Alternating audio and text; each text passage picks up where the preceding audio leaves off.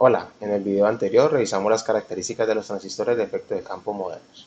En este video estudiaremos algunas aplicaciones de estos dispositivos. Una de las aplicaciones más importantes que tienen los transistores de efecto de campo son los circuitos digitales CMOS, consistentes en dispositivos complementarios de metal óxido semiconductor, pues se basan en construir dispositivos con canal N y canal P en el mismo sustrato, con lo que se pueden obtener circuitos lógicos bastante efectivos. Este tipo de arreglos tienen un gran número de aplicaciones en el diseño de circuitos para lógica computacional, pues en general tienen una impedancia de entrada relativamente alta, velocidad de transición muy alta y bajos niveles de voltaje de operación. En particular, las compuertas lógicas basadas en circuitos CMOS trabajan con dos niveles de voltaje, en el que un 1 lógico se representa con el voltaje de alimentación de la fuente, mientras que un 0 lógico se representa como un voltaje igual a 0 voltios, de forma que el voltaje en la compuerta de los dispositivos varía entre 0 voltios y el voltaje de alimentación.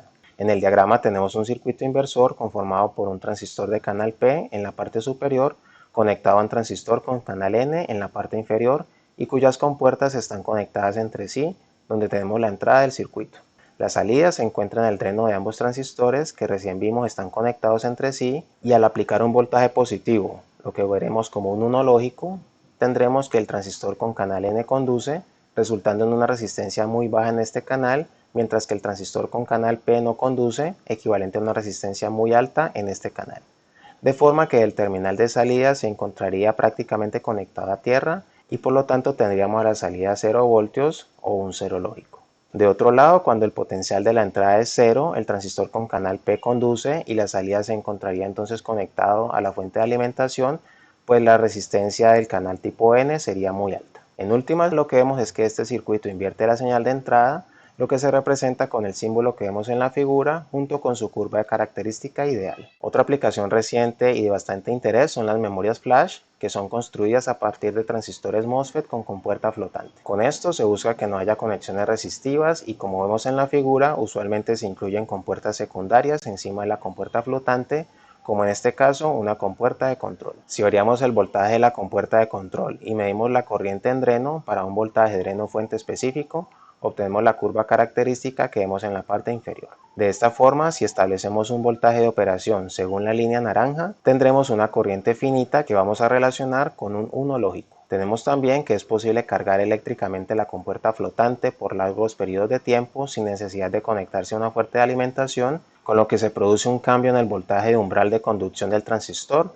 de forma que la curva característica se mueve hacia la derecha y al medir la corriente en el mismo valor de voltaje de compuerta tenemos un valor de 0 que relacionamos a su vez con un 0 lógico. Así, con la manipulación de la carga almacenada en la compuerta flotante, obtenemos el almacenamiento no volátil de un bit de información. Otra aplicación bastante interesante que tienen los dispositivos de efecto de campo es el sensado de marcadores biológicos o biomarcadores.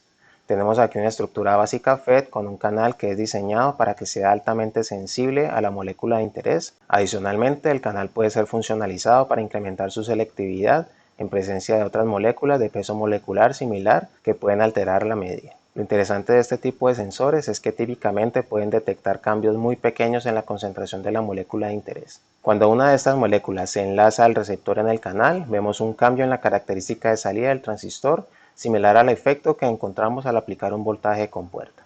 Luego, si enlazamos más moléculas a los receptores disponibles, tendremos nuevamente cambios en la medición de la corriente, de forma que estos dispositivos sirven no solamente para detectar la molécula de interés, sino para medir su concentración con límites de detección en el rango de nano y picomolar, por lo cual tienen un alto nivel de interés de investigación en la actualidad. En este video revisamos brevemente algunas de las aplicaciones que tienen los transistores de efecto de campo. Con esto finalizamos el módulo introductorio a estos dispositivos. Los dejo con las referencias bibliográficas. Saludos.